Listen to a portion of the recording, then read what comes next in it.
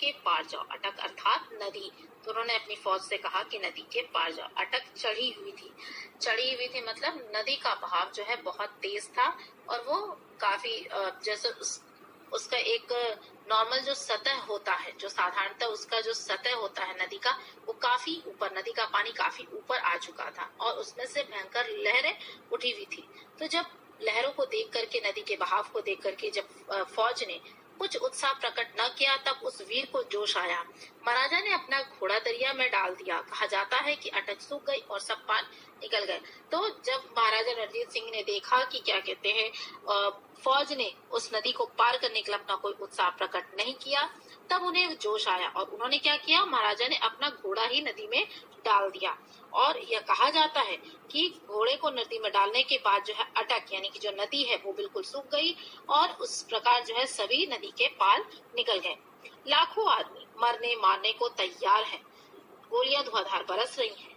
Alps के पहाड़ों पर फौज ने चढ़ना जो ही असंभव समझा, त्यों ही वीर नेपोलियन को जोश आया और उसने कहा आल्प्स तो है ही नहीं।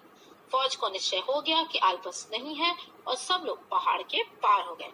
तो कहते हैं कि लाखों आदमी जो है मरने मारने को तैयार हो रहे हैं, मतलब जो युद्ध के लिए जा रहे हैं वो सब एक दूसरे को मारने को तैयार है और गोलियां धुआंधार बरस रही है, मतलब एक दूसरे पर गोलियों की बौछार चल रही है। आल्प्स के पहाड़ों पर फौज ने चढ़ना जो ही असंभव समझा।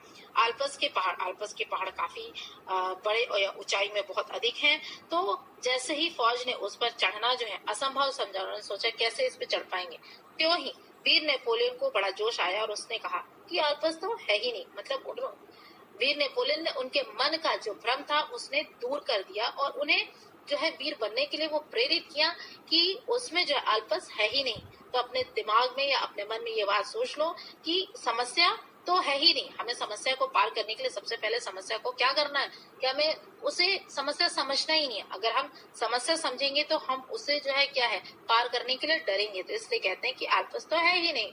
तो फौज को उनकी इस बात से जो है निश्चय हो गया कि आल्प्स नहीं है और इस प्रकार जो है वो सब लोग पहाड़ के पार हो गए। एक भेड़ चराने वाली और सत्व गुण में डूबी हुई युवती के दिल में जोश आते ही फ्रांस एक शिकस्त से बच गया। तो एक भेड़ चढ़ाने वाली और सत्व गुण अर्थात सादगी में रहने वाली एक युवती के दिल में जोश आते ही फ्रांस एक शिकस्त, एक हार से बच गया। तो वीरता की अभिव्यक्ति मतलब प्रकार जो होते हैं कई प्रकार से होते हैं। उसका जो प्रकट होना, वीरता किस प्रकार, कई प्रकार से प्रकट हो सकती है। कभी उसकी अभिव्यक्ति लड़ने मरने में, कभी वीरता लड़ने में जो है एक दूसरे को मारने पीटने में भी होती है, खून बहाने में, तलवार तोप के सामने जान गंवाने में भी होते हैं। जिस प्रकार सैनिक जो है तलवार तोप के सामने आते हैं और अपना जान गंवा देते हैं तो वो एक वीरता कही जाती है। तो कभी जीवन के गूढ़ तत्व, जो रहस्यमयी जो तत्व है जीवन के बारे में जिसमें साधारणतः लोगों का ध्यान नहीं जाता, उस गूढ़ तत्व और सत्य की तलाश में बुद्ध जैसे राजा विरक्त होकर वीर जाते। तो बुद्ध जैसे राजा मतलब गौतम बुद्ध ने क्या किया, जीवन के सत्य को तलाशने के लिए वे कहाँ एकांत में चले गए और उन्होंने सारा सुख मतलब जो सुख उन्हें प्राप्त हो सकता था, शाही जिंदगी जो उन्हें प्राप्त हो सकती, उन्होंने सब कुछ त्याग करके जीवन के सत्य को ढूंढने की तलाश शुरू किया। कहने का मतलब है कि वो यह करना इतना आसान नहीं है कि आपको सारी सुख सुविधाएं मिले और आप उसे जो है त्याग दें। वो भी अपने आप में एक वीरता है कि सब कुछ त्याग कर अपने आप को एकांत में रख लेना, वो भी एक वीरता है। जरूरी नहीं कि वीरता जो है युद्ध क्षेत्र में तलवार बंदूक और तोपों के साथ हो, बल्कि अपने मन पर, अपनी इच्छाओं पर संयम करना भी एक प्रकार की वीरता है। वीरता एक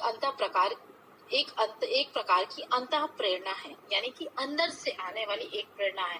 कहने का तात्पर्य यह है कि वीरता जो है किसी के द्वारा अगर आपको नहीं आता है तो वीरता ये नहीं कि आपको कोई चीज लिख करके आपके दिल दिमाग में डाल दे या आपको बता दे कि हाँ आप वीर बन जाओ और उसके कहने से आप वीर बन गए। नहीं, वीरता जो भाव है, जो हमारे अंदर कई प्रकार के भाव होते हैं, जैसे गुस्सा है, क्रोध है, गुस्सा है, हंसना है, रोना, ये सब हमारे अंतर मन से आता है। तो उसी प्रकार जो है वीरता भी है, वो हमारे अंतर मन की एक प्रेरणा है। तो वो हमें अंतर मन से उसकी प्रेरणा मिलती है। जब कभी इसका विकास हो, मतलब हमारे अंतर मन में जब भी हमने कभी वीरता को महसूस किया, इसका विकास हो, तभी एक नया कमाल नजर आया, एक नई रौनक, एक नया रंग, एक नई बहार। तथा एक नई प्रभुता संसार में छा गई। मतलब वीरों ने अलग अलग प्रकार की जो अभिव्यक्ति देखने को मिलते हैं। कुछ लोगों ने शांति के साथ क्या है एक नई रौनक लाए संसार में, एक नया रंग, मतलब उन्होंने बदलाव किए। वीरता का मतलब सिर्फ युद्ध में विजय प्राप्त करना नहीं, बल्कि संसार में एक बदलाव लाना भी वीरता का ही एक उदाहरण है। वीरता हमेशा निराली और नई होती है। जी हाँ, वीरता हमेशा निराली और नई होती है, क्योंकि जब वीरता मन में आती है, वीरता की जो अंतःप्रेरणा मन में आती है कुछ नया कर गुजरने की, कुछ अलग कर गुजरने की, तो वो व्यक्ति जरूर जो है कुछ नया और बिल्कुल निराला ही करता है। नयापन भी वीरता का एक खास रंग है। जी हाँ, नयापन भी जब व्यक्ति मन में एक दृढ़ संकल्प कर लेता है कि नहीं, मुझे इस चीज को बदलना ही है, मैं इस चीज में बदलाव ला सकता हूँ या ला सकती हूँ, तो व्यक्ति उसे नया करके ही दम लेता है। तो वो भी वीरता का एक खास रंग है। वीरता देश काल के अनुसार संसार में जब कभी प्रकट हुई तभी एक नया स्वरूप लेकर आई, जिसके दर्शन करते ही सब लोग चकित हो गए। वीर पुरुष का दिल सबका दिल हो जाता है, उसका मन सबका मन हो जाता है, उसके विचार सबके विचार हो जाते हैं, उसके संकल्प सबके संकल्प हो जाते हैं, उसका बल सबका बल हो जाता है, और सबका और सब उसके हो जाते हैं। तो कहते हैं कि वीर पुरुष का दिल जो है सबका दिल होता है, उसका मन सबका मन हो जाता है, और उसके विचार सबके विचार हो जाते हैं, क्योंकि वीर पुरुष को सभी लोग सभी उनकी तारीफ करते हैं, उनके जैसा बनना चाहते हैं। उसके संकल्प सभी के संकल्प हो जाते हैं, उसका बल सबका बल हो जाता है, क्योंकि वीर सिर्फ अपने लिए नहीं बल्कि अपनी पूरी फौज के लिए, अपनी प्रजा के लिए लड़ता है, तो वह सबका और सब उसके हो जाते हैं। वीरों को बनाने के कारखाने कायम नहीं हो सकते, वे तो देवदार के वृक्षों की तरह जीवन के अरण्य में खुद ब खुद पैदा होते हैं, और बिना किसी के पानी दिए, बिना किसी के दूध पिलाए, बिना किसी के हाथ लगाए तैयार होते हैं, और दुनिया के मैदान में ही अचानक ही सामने आकर वे खड़े हो जाते हैं।